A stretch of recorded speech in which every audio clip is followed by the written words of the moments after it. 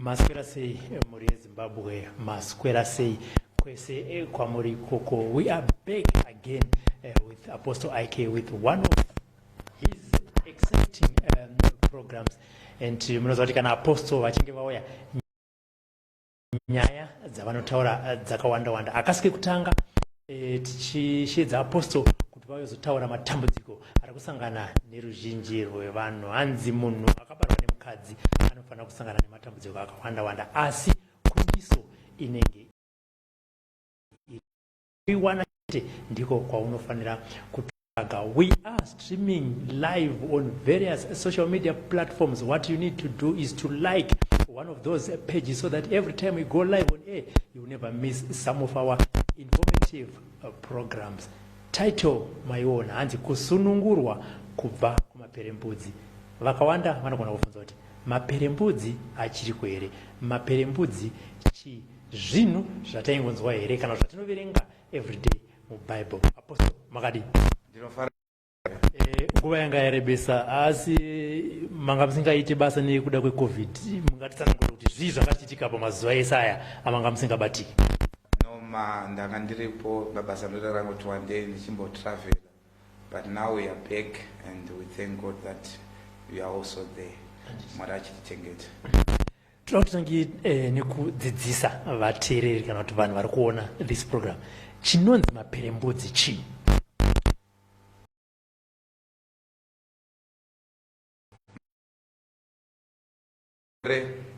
Chinoita kuti munhu atange kudonha nyama kunyangwe achitofamba.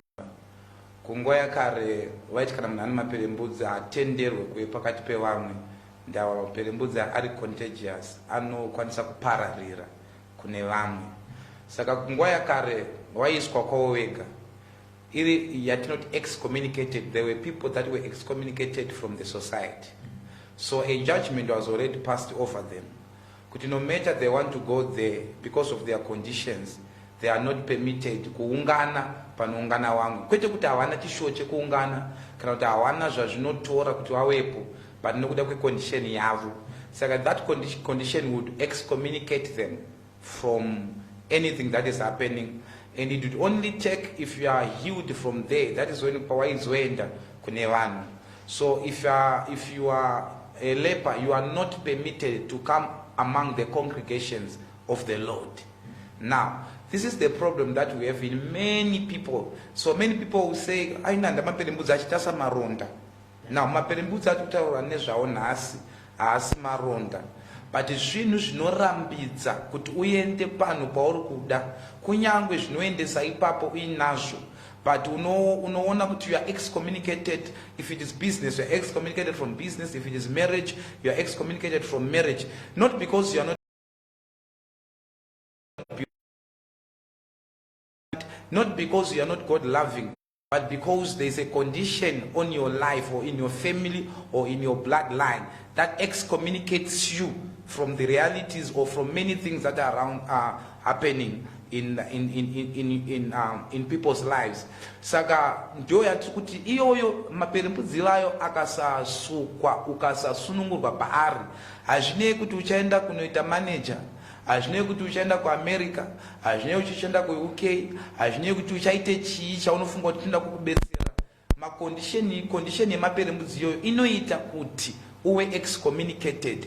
No one is going to tell you that you are excommunicated, but the reality of life will show you that ndikuedza kudyara but ndikurambidzwa kukohwa, ndikuedza kuita chinhu ichi but ndikurambidzwa kuchibata. Ndo zvinoreva kuti pamusoro pelife yako pane condition yamaperembudzi. Unless you are cleansed from those from that condition, you will not be permitted to enter into your inheritance, even though the inheritance is there, but your condition is forbidding you, is denying you access to it. So that's basically what we are talking about when you talk of maperembudzi. Maperembudzi kana condition ya mutu anizva inobata maKristu vanhu vanonamata here kana kuti inobata munhu wese zvake? Inobata munhu wese akazvarwa nemukadzi, kana uchiziva kuti wakazvarwa nemukadzi inobata munhu akadaro, depending not kwawakazvarwa kwakaitika sei. I'll read from the book of 2 Kings chapter 5 verse. It's a popular scripture munhu wese anofanira kunge achiziva. The lepers therefore of Naaman shall cleave unto thee.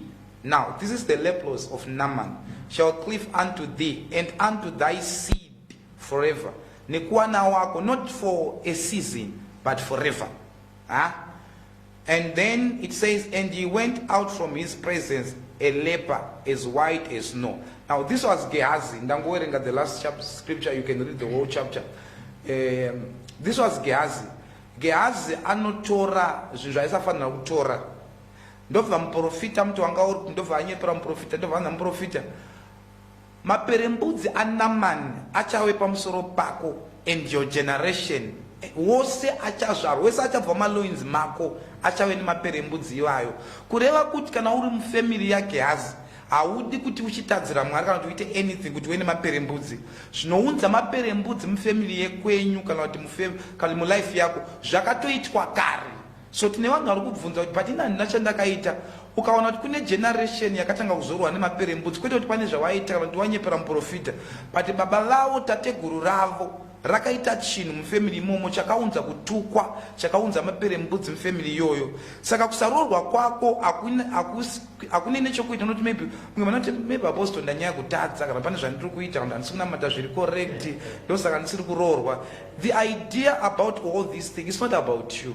You are only born into a situation which if you do not know how to come out of it, you will remain there. Even those that you are going to give birth to, they are also going to be slaves or asungwa wechinhu chakaitwa kare nemadzibaba ake. Saka unozoti muprofita ari kuti maperembudzi aNaaman ngauye pamusoro pako navose vachazvarwa newe nekusingaperi.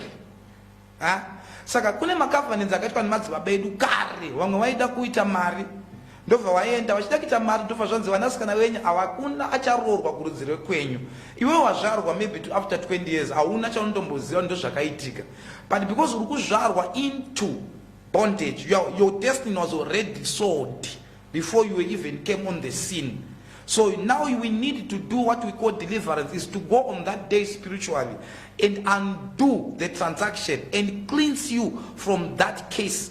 Yekuti aurorwe unopinda relationship wakomana where they propose, they go, if you introduce them to your family something will happen, and at the end of the day wakutozvituka kuti but ndinona mata wani Mwari, but ndinoenda kumakomo ndinotsanya all this I'm doing, but I seem to be failing in this area. You are excommunicated in that area because of these lepers that have been pronounced on your generation. So unless and until you are cleansed, and it's not how much you are going to complain about it, it's about how much prepared are you to confront it so that thing comes to an end. Tikawerenga shoko raMwari kuna Numbers 27 tine vanasikana vemurume ainzi Zelophehad. Zelophehad angane vana. Nguva yavo kwanga kune mutemo wanga usingatendere vanasikana kuti vadye nhaka yamadzibaba avo. Baba waye ndobva wafa.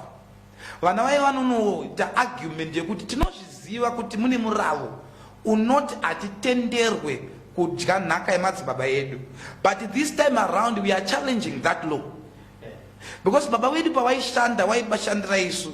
Jesu paakatifira pamuchinjikwa aifira ini. So why is this law continuing to take its effect on my life? So they argued based on that. Remember, the Bible says bring your strong evidence. So they are bringing the evidence in the court of law. They are saying, we know this law has been in operation for many generations and we don't care that you have accepted it, but as for us, we are standing up to challenge that law. And it was on that day that the Lord said to Moses, consider their case. Their case is justified. Let that law be changed. It is those daughters who rose up.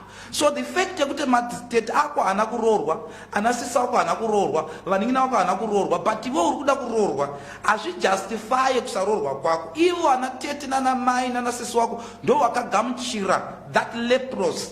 Iwe uri kusimuka uchiti andichadi zve. I don't care for how many generations, but as for me, I'm standing up to challenge that demonic law over my family. It is only when that demonic law is challenged and it is repealed that you begin to see your life going in the direction that you want.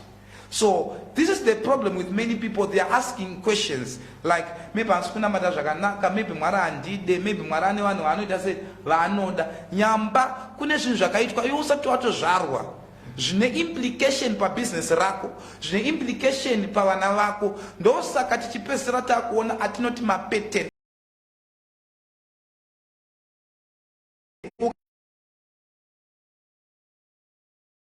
Dibora ashika pane rwizi rwainzi Kishon. Anoti Kishon rwizi rwakare, that ancient river. Now pane murawo kuti wosa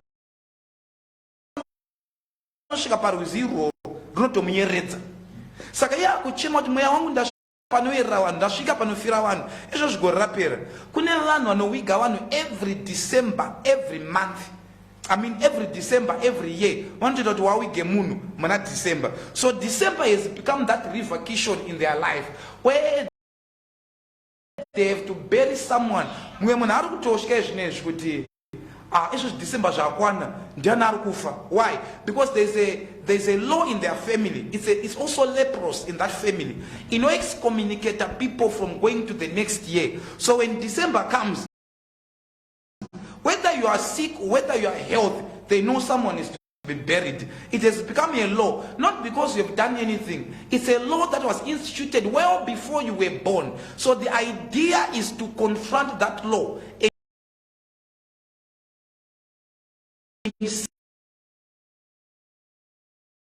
That sentence or that leprosy dealt with, so that you enter into the next level. This is also why we see many patterns in families. You see, in a certain family, no matter how much people are trying to come out, they've gone. And the deception that is there, I'm not going to go there, but let me just give you this one as a gift. The deception that is, people think the solution is from moving from one of God to another man of God, because at the end of the day, you have to be taught on how to break away from those things. And if the prophet or the apostle that is delivering you does not tell you what is delivering you from, and how you can also conquer it on your own without necessarily involving the man of God every time, because it's not every time that the man of God will be accessible. Sometimes it's not accessible. So what is going to happen to you? To be disadvantaged. So at the end of the day, we need to have people that even if you come for deliverance, I have to tell you this thing, even if this is simple, you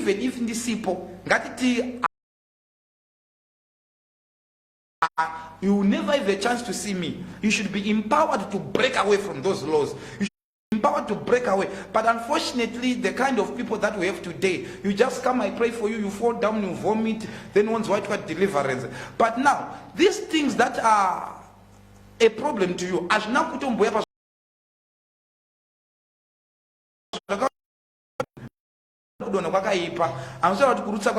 people will vomit, will break chairs, but that is not the end of it. These things are deeper. So the most important thing is to give people the information, the knowledge. The Bible says, my people perish not because of the witches around them, not because ninganga zira around them, because of lack of what? Knowledge. And the Bible also says that the righteous shall be delivered by knowledge. Now, so for us to get that knowledge, there has to be someone willing. The Bible says, how can they know if they are not taught? And how can they go if they are not sent? You see the equation. Someone is to be sent, then he is sent to teach people. There's no way a generation can know these things unless there's someone who is sent to teach them on those matters. So if people that are failing, someone who goes and say, men of God, pray for me, then they think it's a breakthrough. They'll come and say, give a testimony. Now in a visa and I'm going to UK. They go there 5 years, 10 years, 20 years. Why? There's a law over their life. No matter where you go, forever you are disadvantaged. Tichitazamba Mr. Matana kuverenga apostle kana generation yakukeswa nekuti zibaba kana zitateguru ratadza anditi ngatizvise ku present generation zvinoitwa here kuti akatadza asi audza vanhu vese kuti ini ndakatadza 1 nekusaziva kana kuti ndakatadza ndichiziva kana muchida kuti zvinhu zvenyu zvifambe zvakanaka itai ABC. Izvozvo zvinokwanisa kuti munhu ataure zvaakaita but kuzodzikinurwa asisina simba. Mind you, the devil does not deliver people. He does not operate in a realm of mercy. Whatever transaction you do with the devil, it only takes God to deliver you from that. So even the implication of that, even Madzorera, is there is a spiritual covenant that was entered into.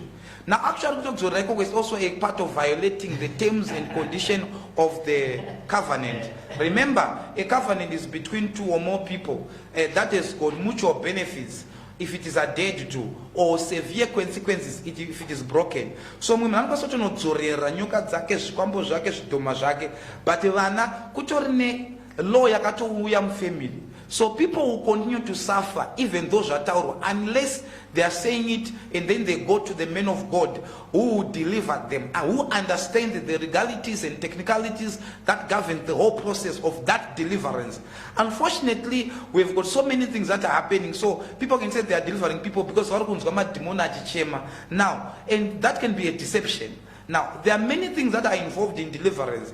Lepros, spiritual husband, family. All the deliverance that are taking place, they are different. And the deliverer is supposed to be acquainted, is supposed to know how to conduct a specific deliverance. Just like when you go to the doctor, is the doctor is there to kurapawana. But mapirits are kupawan weso arku ana kufanana.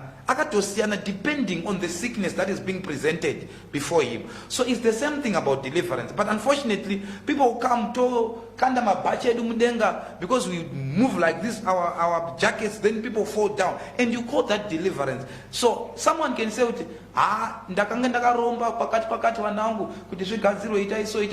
now, we are also empowering. Maybe every day or every year. Now, by so doing, you don't know that actually that is a servicing of that altar that was erected. Saka mpamukubika doro, muku realize that tine chinu chatina chom family, chatiri kusimbisa kuti this year apera, we are renewing again the covenant. So this covenant will continue to be renewed unless there is genuine repentance, and then people go for deliverance. People will be delivered and it can be over. Ngatiti mu family vanasikana vari kurorwa zvinhu zvavo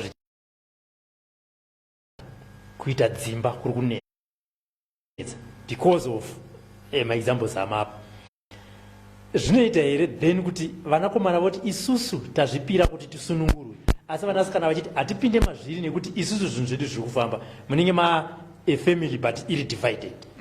Ipapo vanoshanda sei? Now the first thing ndechokuda kuziva kuti deliverance iwewe ndio warwadziwa nepo wakamira. Saka ini ndokwanisa kurwadza nepanakamira pokutadza kukurwadza. Kutori nemunhu ezvo zvakutondinzwa anofanira kunge achitodeliverwa but haasi kuona kuti pane problem. Iye atojaira kushaya mari kwake, ajaira kusarorwa kwake, ajaira life yake inorwadza iyo. He is now used to it or she is now used to it. So even though ari kuda deliverance but haasi kuona need. So the first thing that has to be created is that need. Kuti uri kuda here deliverance. Vakomana vanoti guys, when I start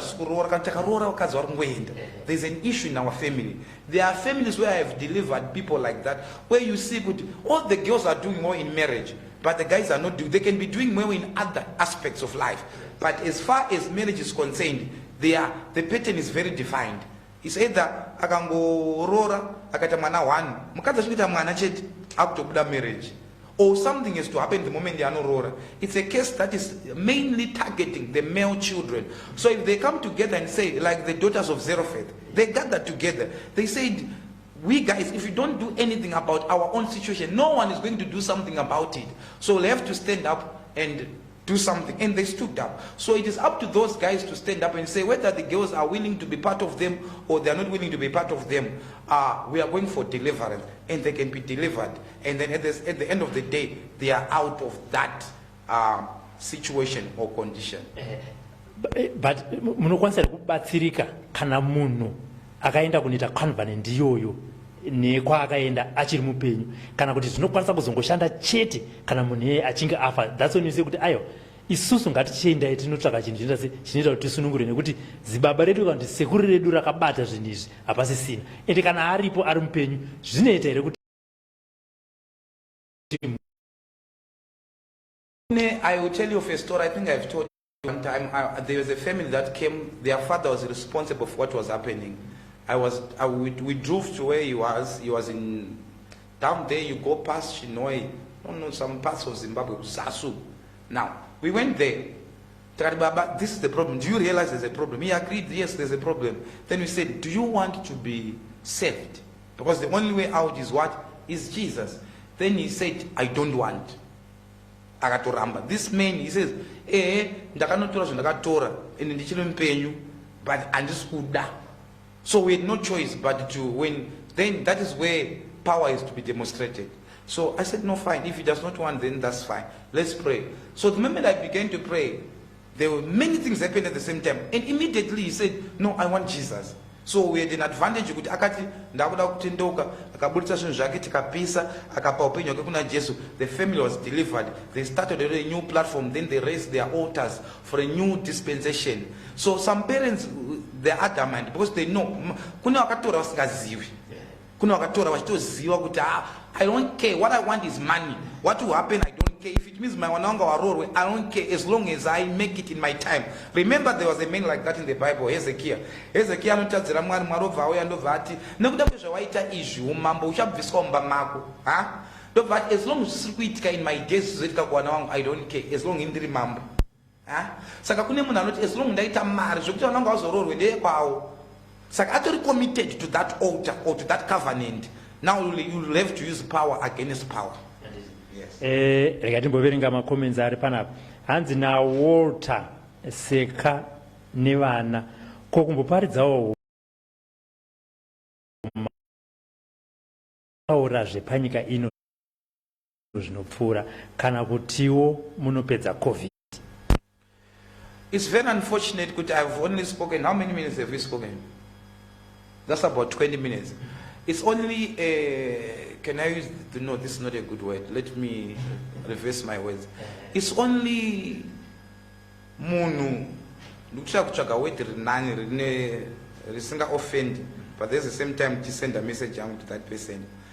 It will be wrong. Okay, I think this one is better. It's more decent. It will be wrong for anyone to make a conclusion on what I preach, because as I'm here, I'm not preaching. I'm telling you what happens.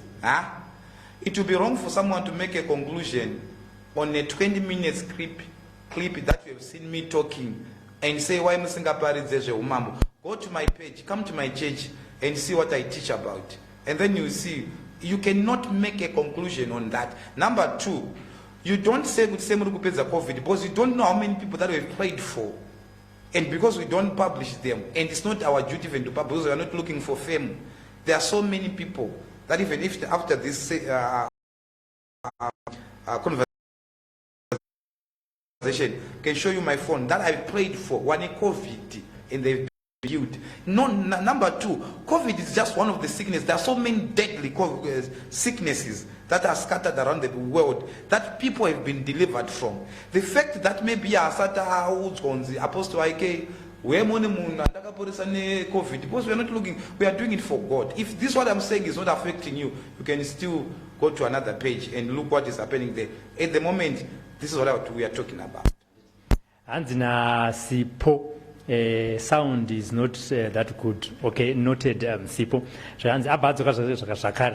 How do you break that family case if akaromba wacho akafa? You break that case by understanding. That is where we say, that is where deliverance comes in. Hakuna munhu anogona kuzvideliver, si basa rako rokuzvideliver. Ndosaka even when I even you shouldn't know, say, Mr. Robert, you don't take your own children. I say, Gorena ndikuisa grade 1, Gorena ndikuisa grade 2. There is someone who is sent for that.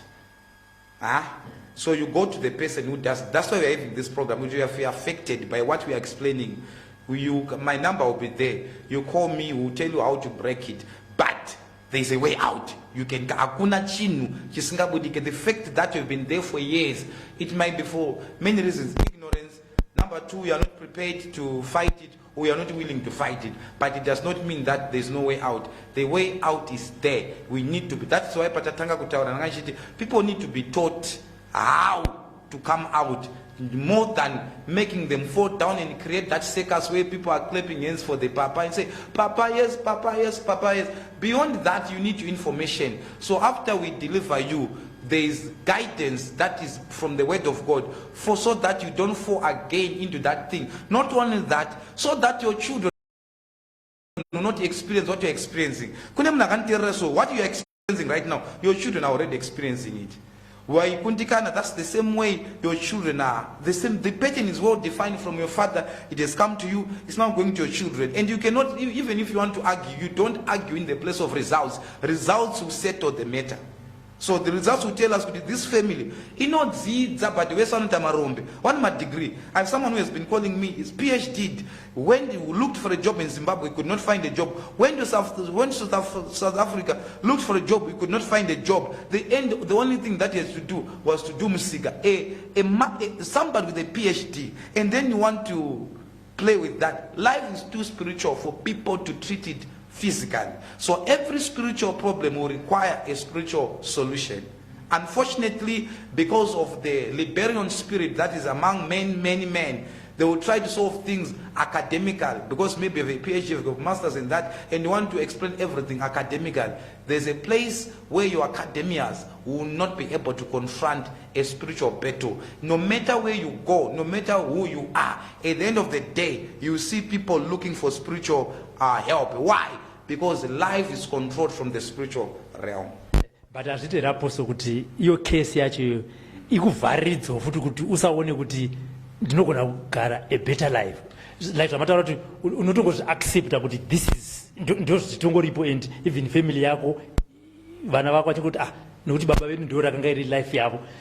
Case iyo inoita here kuti ikudzimaidze to such an extent yekuti you can't even see the other side of life. Yes. Now, if you read in the Bible, in the book of Kings, you remember there was a prophet by the name Elisha. Now, Elisha aipfura nemu Jericho. Aipfura nemu Jericho, ndobva atokomenda kuti ende Jericho yakaita se yakanaka, ine maruwa akanaka.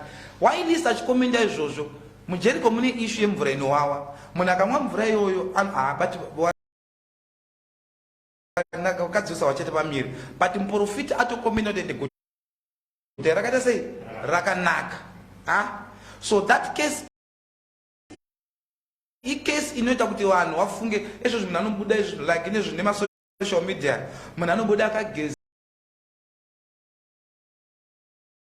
akashongedza nyamba kutozvibudisa pa social media. It's a mechanism, it's a coping mechanism. Spirit inokuvharidzira kuti vanhu vasaone kuti inside you are breaking. Remember the issue of Naaman. Naaman was a captain of the Syrian army.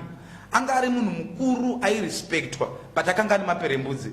But kuti uzvione izvozvo kuti munhu ane maperembudzi, zvinhu zviri mukati hazvioneki. Zvakatoonekwa nemusikana webasa aisuka aiwacha hembe dzake. Saka there's a case inokwanisa kuti you are very beautiful, and when people look at you, vamwe vasuma kuti maybe wakaroorwa. Nyamba you are praying for a husband. Vamwe people will see you putting on your suit and they think you are making it financial, and yet you are actually struggling. To the extent you talk about kumbira vanhu mari naenda kumbira $10, they will laugh at you to ndoda kuti tramsara imi ndimisha kumbira mari munayo. Itori case iyo iri kuvharidzira kuti vanhu vasakubetsere. Saka inono presenter misrepresentation, inoita inonzi misrepresentation, inoratidza kunze zvisipo. Now we have so many people on social media, many people, a bunch of them, their life is and they bring a picture that they want us to see. But life just like Naaman. When you see Naaman, many people are saluting him. This guy is an army officer. With him, Syria has received deliverance. Again, office, you have no choice. You have to salute this man. But he's got leprosy. And nobody knew it outside. It took a maid. Ndara zvake anochengetwa kudai, but une chinhu chinomurwadza, and many people are like that. But the problem is we've been trained to put up a face. So it's kuti aiwa zvichaita rimwe gore zvichaita rimwe. Itori case itoona kuti munhu akasvinira nhasi anotosununguka akaenda kumberi. Saka chimupai hope ye 20 years to come. Like this year, one of the things that God has helped us with is being practical.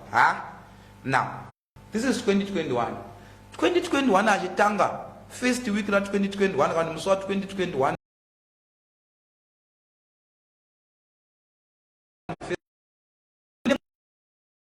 they were resolutions. Like now, there are people already so this next time next time. Now, the problem with those people is when you follow them after 1 month, 3 weeks, mind you, 2021 angatombori 5 years ahead of you. Wakatudza your 5-year plan. After 5 years, and nothing has changed. So we have people who work with assumptions. Assumption is the highest level of foolishness in the realm of the spirit.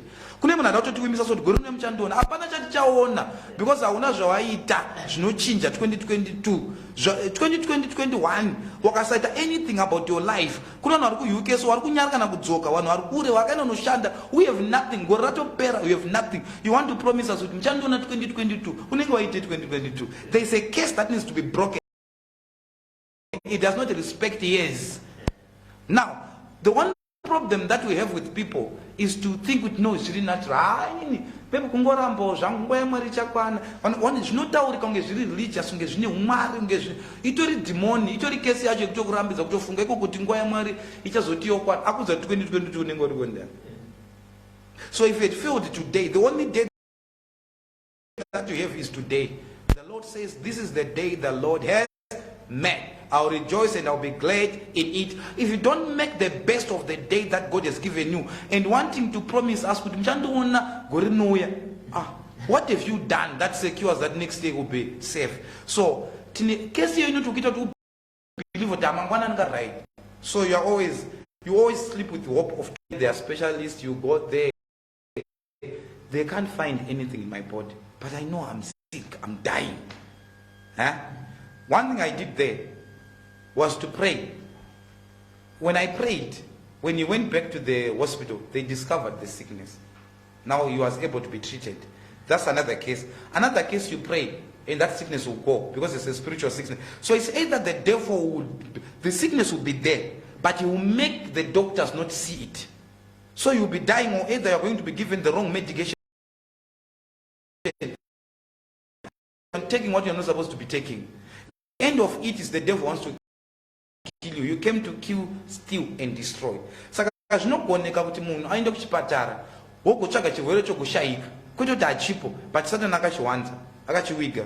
Now kana kuti woenda kunoitwa deliverance hapasisina need yekuenda kwachiremba again, watoita se watopora. So a case can come in such a way kuti chinokonzesa kuti vanhu varwara zvonzi vanhu vachanongorwara zviri mysterious, hapana chirwere chinombobatwa kutoti changa chisipo chiripo but chiri kuwigwa. You don't see it. Kana chinhu chakawigwa zvinoti hachipo zvongorota unochiona iwewe, but chiripo. But this person is coming, mangwana asokwanisa kumuka, I'm dying, but he's going to the hospital, he can't find it. Now, you can't use physical means to confront a spiritual battle. You need to be spiritual. So whenever you go to a doctor, and even if wakaziwa chirwere, then they give you new medication, and the sickness is defying medication. If to ramba could respond, it's telling you that you are treating me with the wrong thing. I'm not physical, I'm spiritual. So you go spiritual. Then you see, you just come. Maybe I don't even lay my hands on you. It's just, oh, you are sick. In the name of Jesus, be healed. Go back. The next thing, there's nothing. What has happened? We have cased or we have addressed the thing responsible. Manifestation in the realm of the spirit. So I say report to you. So we don't deal with the results, we deal with the effect. What is causing that? When we deal with that, that is what is called deliverance. Deliverance kuno attenda chinhu chiri kusaka urware. The problem that we are focusing on, we are not focusing on urware. We are focusing on why are you sick? What is causing this sickness? If you address that one, the Bible says if you arrest a strong man, you cannot enter in a strong man's house unless you arrest the strong man. So our assignment is to arrest the strong man, and that person will be free and delivered. Doctors, they can't diagnose, or if diagnosed you, but you are not responding to medication, you need deliverance. Apostle, mataura some of my symptoms such. Droti moods the viewers that are watching right now. Some of the common symptoms, some of the common symptoms, leprosy. To a certain extent, we have accepted it and normalized it. Those are open one, those are ziri and family like what I say, do mararamire. I think I say, no, Murukuto that deliverance. My symptoms are kawanda. Let me just mention a few quickly. Can I issue my marriage? My marriage. It's either my late marriage or at 40, when even giving birth is now a complication. Now you see, this is where everyone is going. It's a pattern. It's a well-defined pattern. Number two, people can be very educated, but I couldn't anything to show for it. It's also a side. Could the family, yes, I know of your family, I go to graduate. I'm going to Benga. They're very intelligent. You graduate, you go mad. It's a case of the family. We have a case like in America, if you've heard of the Kennedy case. Could whoever comes into prominence will die mysteriously. You can look at that. Then there's also, could you try so hard? If it is business, you try so hard. But at the end of the day, hakuna shinda say hakuna shino buda. Zvokuti to the extent that mwakatinda kumiriko makongo wachi zvichida mirati mbotiza Zimbabwe. Zvichida kuko zvinono buda. But you see everyone, as much as they are scattered all over, mwari ku UK, mwari ku Zimbabwe, mwari ku Australia, mwari ku America, they are coming from one family, but the results of all these people are one. It's a pattern. Now, you see kuti maybe gore rega rega kumusha kwenyu kunotoita kuti kufiwe kunotowiga munhu. All those things are a pattern. You see kuti pese pa unoenda audi kuti utadzire vanhu kuti vanhu vakuwenge. Vanhu vanongokuwenga usina chavaita. Iwewe in your own case aufaniri kutadzira vanhu kuti vanhu havakuwenge. Pese panotosvika people no longer, and you don't know why people hate you. You do well, you treat people good, they don't treat you good. Or wakashanda kunoitika zvinhu zvakawanda at the same time zvinouya zvosvika Maria here. At the end of the day, ausisina chawinacho. Kana kuti vanhu vanotouya kukwereta because une mwoyo wakanaka, maybe utori nemwoyo wakanaka. Vanhu vauya vanokukwereta mari ende unoapa hapana kana one anodzosa mari yacho. The end result, the same people are the same people that are laughing at you. But those are the same people who are, you see. So all these are signs and symptoms. But move so Judges chapter 6.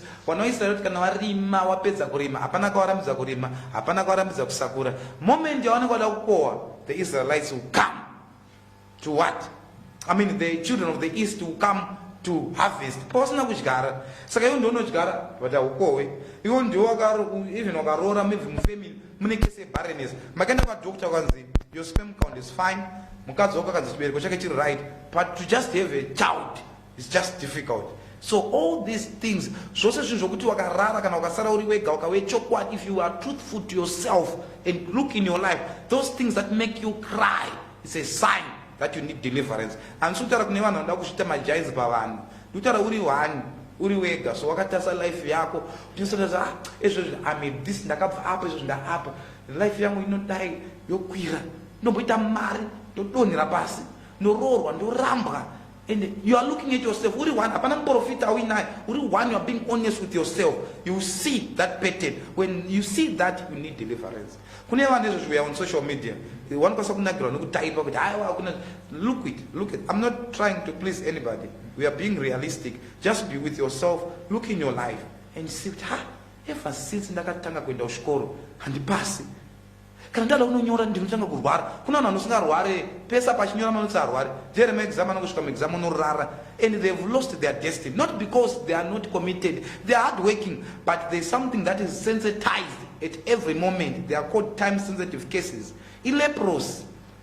Inotomirira kuti okay, muregere up in a relationship, but you are excommunicated from a reality that you are supposed to step into.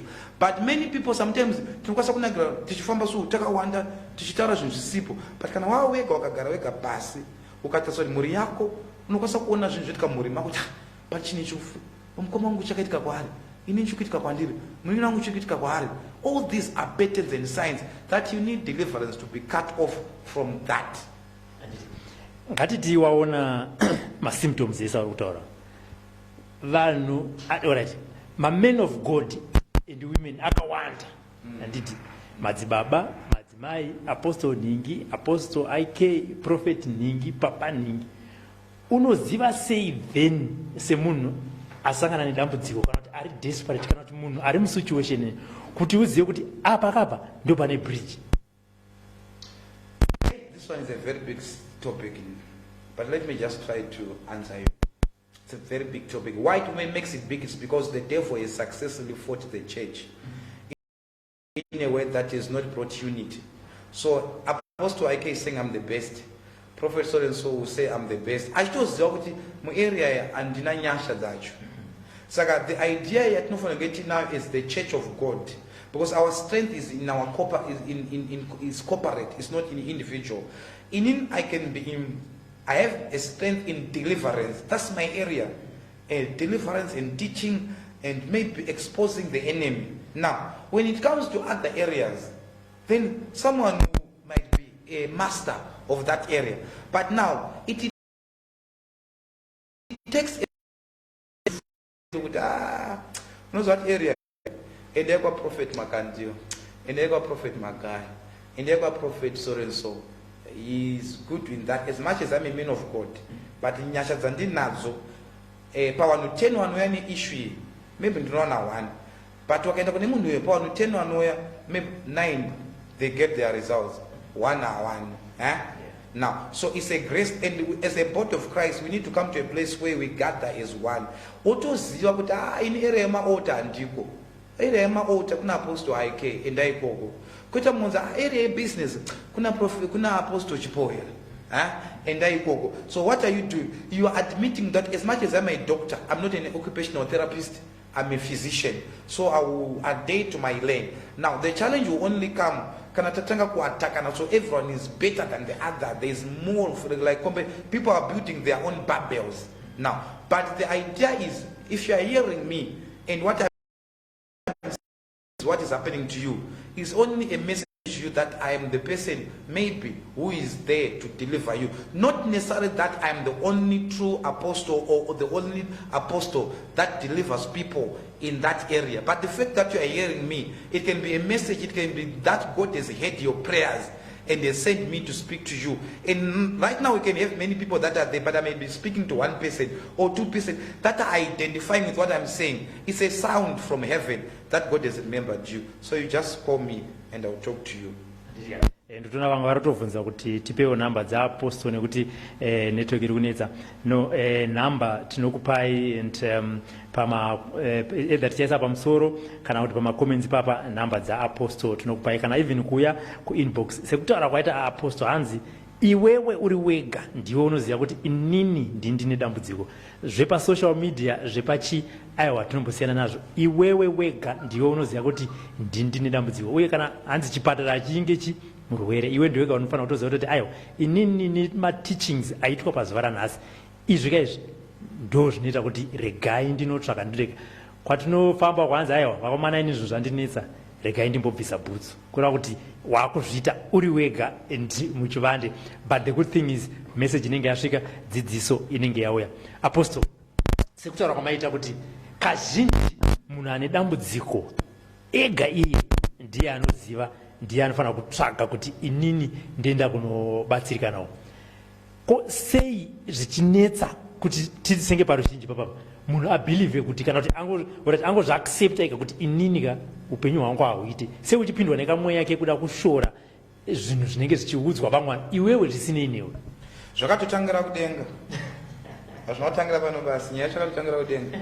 Satani anonzi Lucifer wewe angatori mutumwa waMwari aito but pane pakatosvika pakatanga kuti ndarayo ada kuti ita zvisiri izvo.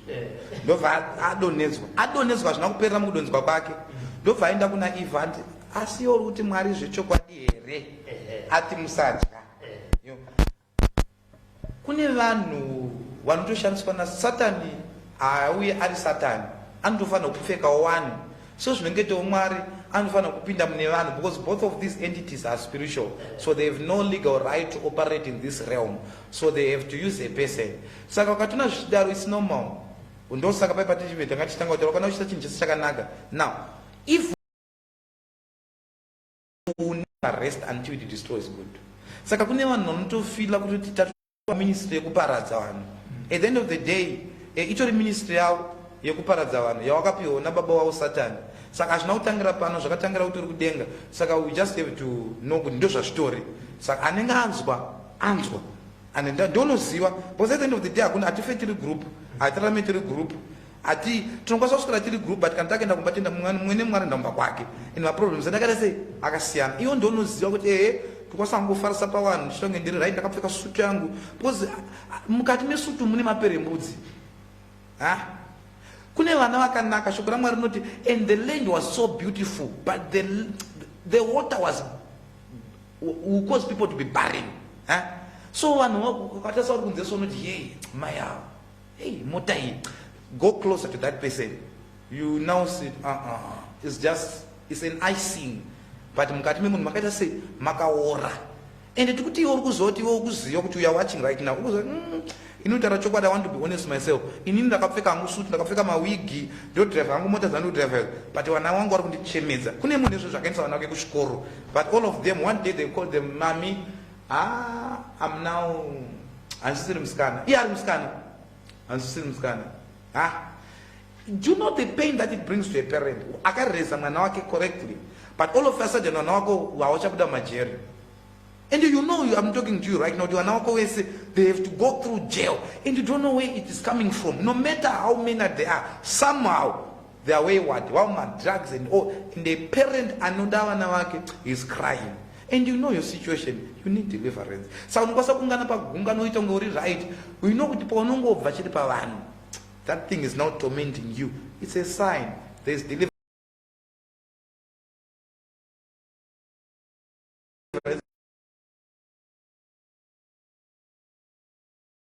Come, we help you. We don't manipulate and exploit people. We tell you what is to be done. We don't also force you. We'll tell you this is what you have to do. And if you do it, results. If you don't want to do it, it's also okay. I mean, problem. Maybe you are comfortable in the problem. So you can stay with your problem. But be honest, don't attack things that you don't know of. I cannot come in the attack journalism. I don't know nothing about journalism. So I have no right to talk about it. If I want to learn anything about journalism, I come to you. So what is journalism? How does it happen? But many people want to attack things that they are not anointed for. And in doing so, they also attract cases that they don't know where they are coming from. This life is too spiritual. If you don't understand something, just leave it. Kune vanhu vakawanda apostle vane matambudziko amataura, but vari kubirwa mari anditi, because very desperate, and vakutongoti zvinondoita sei because I need help. How then can you test kuti apa kapa ndinogona kuwana breakthrough yangu usati waste mari yakawanda? Chinoita kuti vanhu vabirwe mari chinowana chandakadiscuss. I have people like that. Zvodai ndichida kutotora mari dzevanhu handiti ndotokutorera. Munhu anongotanga kuti Apostle, whatever it takes, Apostle, you see, already. Now, we are speaking to someone maybe, and maybe I'm so at 29. Now, I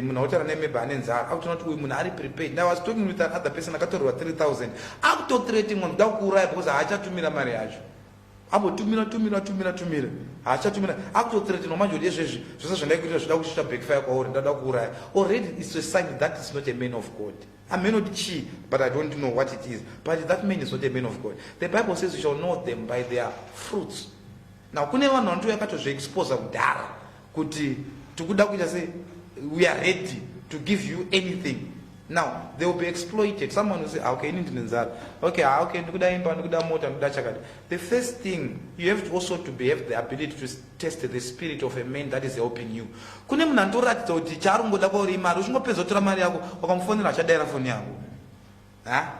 no longer, they don't care whether they don't care.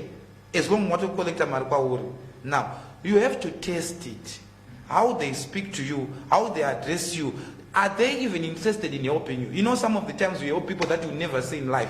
But one day when you appear before God, God will tell me, I permitted that lady from Marondera to talk to you because I wanted you to introduce her to me. Even though she came, angari so I don't know mabiza, but the idea was to anoint him to become a prophet. So when any problem na serious, auya we are not only going to address that problem, we are also going to check spiritual life yake ukama wakenda Mwari kuti even though ndakubetsera, it is very important for you to have a relationship with who? With God. But dambudziko redu tanyanya kuparitsira iro shoko rekuti receive it, you have it. So we don't know the way of how things come. So you only go to the man of God, he lays hands on you, he prophesies, you think it's over. Then you are cheated if it's like that. There has to be a mentorship way where we even mentor. I mentor a lot of people, and we have got so many platforms. We have Zoom, we have Facebook, we have WhatsApp, where I have mentored that I've never seen. But we have seen ever since I started talking to you. But kuneto wangu futi wasili patient. And the idea is not about us killing your enemies. The idea is about us stopping what the enemy is doing to you. And that has to be known. But in so doing, so all those has to be explained. But maybe cannot why Samari? That is the last time that you see it's needed in the process. Man is needed. We don't run away from that fact. Man will be part of what will be happening there. Because all those things are mahara. But after Muna receive a Mariako, is he committed to even check on you? Even if to tango now in I don't promise that I will call you, but I've created platforms where I can talk to you. I have platforms where, depending on our time zones, so that I can use that platform. We are also allowed to ask publicly my questions with Apostle. And I'm not ashamed to, because I'm still in the and I'm just an agent. And help us each other so that we grow. So when I not cheat couple, we want to be desperate. Panning desperation. You could that so to what is a man? And you think it's about that. No, you have to know the ways on how it, and you can test the spirit of a man. It's not just help. You also have to test the spirit of that man, that or that woman that is helping you. Kuna wanu wakawanda wali out there wanayasema profita amwari but wasiri. Kuna wanu wakawanda there wanayasema profita sema apostle amwari but wasiri. They've no relationship na mwari wachi chawakango ya kunoita. Kuya kuno rob by out they rob you, they don't care. So sakala shokora mwari noti mufudzi akanaka anonzwa. Anochengetedza makwai ake anoenda kumberi kwemakwai ake but mufudzi akaipa kana muwufu yawe anotiza. Actually a wolf, you know what is a wolf? A wolf makes meat out of the sheep. So pakutona sheep akutona nyama, but a shepherd, he shepherds them, he protects the sheep. But a bad shepherd is like a wolf, anoto oparad makwai. So but in problem I say men of God. If they are false men of God, they are also false followers. So the question is both ways. Magic. God is not a magician. And anyone who promises you not to eat, it's a lie. It's a lie. God does not operate that way. As much as He's almighty, He's not a magician. He does not operate that way. There's a process to every miracle and to every, even a miracle is instant. Yakatwa instant ipapo. Kura wote ma conditions ayo they've been met. So kune vana nuva promise onzi mangwana, because they know you are desperate. Mangwana I'll tell you this zvinoita when you follow the process. 1 + 1 is 2. Whether you go to America, airport, kumushakupe, 1 + 1 is what is 2. I change a formula. When you know the way of God, the answer will be the same. Whether regardless of where you are. But namutskoredu tine vanhu vasina kudzidziswa kunamata, vakadzidziswa kudependa pamaprofita. Saka anouya when they in need of a miracle. Be ready for a frustration, the very big disappointment if you come with that attitude. Uye waudzonzi mangwana chaiye. Mangwana mundomuka muchitestify. I'm not going out my 24-hour miracles, but going out there and tell people kuti nas chaiye zvinoita. Zvinotoita. You might have need to deal with certain other things there. Even maybe kuti munhu akutotaza kuti zvitike, maybe ndiye munhu achari kuuya. Maybe ada kungotsura kuti ibva apo enda apo wakaenda zvako zvakutofamba. Because kune mumwe munhu ada marriage ane wakomana 50. How do I help that person?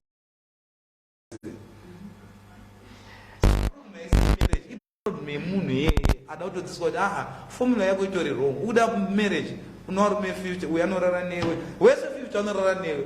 We have inherited 50 spirits times how many demons? Saka the problem is not even the devil, is you. As we go towards the end of the program, Apostle, kune makristu vanhu vanoti vakagamuchira Jesu semboniso, vanhu vanonamata daily, vanhu vanoenda kuchechi,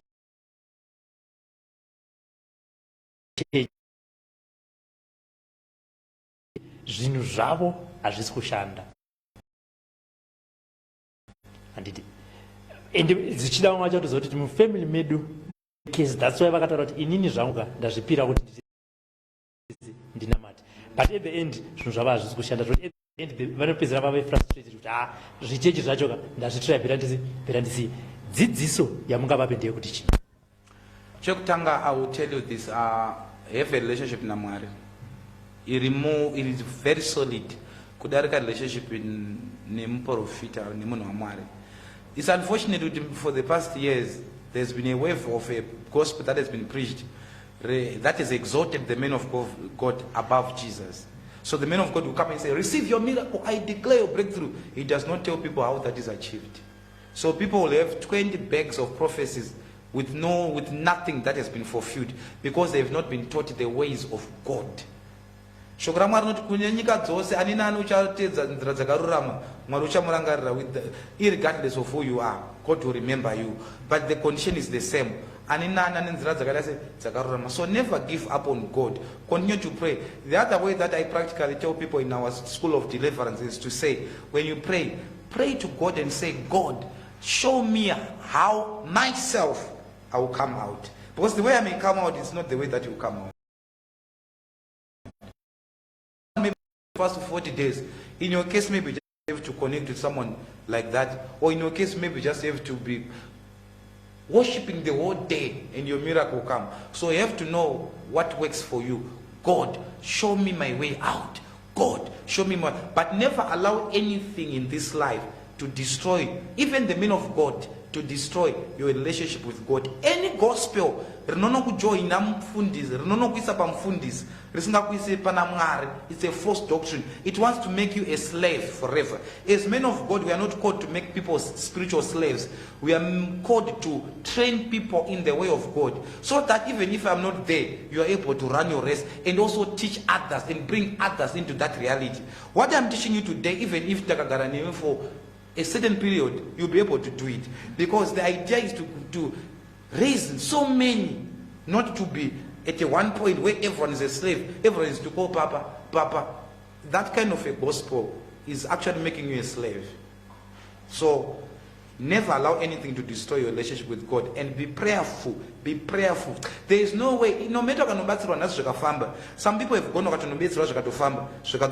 why? They did not know how to maintain that thing. Is maintained by prayer and by purity and holiness. You don't just live anyhow that because everyone is fornicating, so it's something in the men of God problem. You know, when you sleep with a person, what have you done? It's a door that you have opened. That person can be a vampire in the spirit. So what it means in the spirit, you did not sleep with that person, you slept with a vampire. And how many other spirits that she have or does she have? And this is before marriage. So imagine a person who has slept with 20 people in his lifetime. How many spirits that he or she has joined herself or himself to? And now you want to blame the men of God. As much as you come for deliverance, you must know that purity, holiness, living right with God, and a solid prayer life with God is not an option. It's actually the system. When the apostle speaks, Sly Media will not add or subtract anything. At Sly Media, we say building bridges. What is left now is for Apostle IK to give us his contact details and also close with a prayer. And my number is +263 785 602 388 +263 785 602 388. You can also get in touch with us on our Facebook page, Apostle Israel Kawemba. We actually have a teaching today, and we'll be doing deliverance on Zoom platform. You can also join that platform. You WhatsApp for the link. We'll send you. You'll be sent the link so that you are able to join that. If you are in Zimbabwe, every Sunday we meet in town. That is Albion and Chinoi, second floor. You can also call.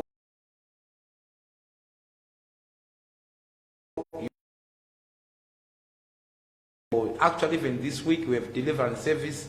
We'll be doing deliverance, so it will be an opportunity for you to come face to face. You are there, you want to see me one-on-one, you can call on that number. You come, I'll sit down with you, we'll talk, and then we'll do deliverance. And so that's my number, Facebook page, Apostle Israel Kawemba. My number +263-785-602-385. And also you can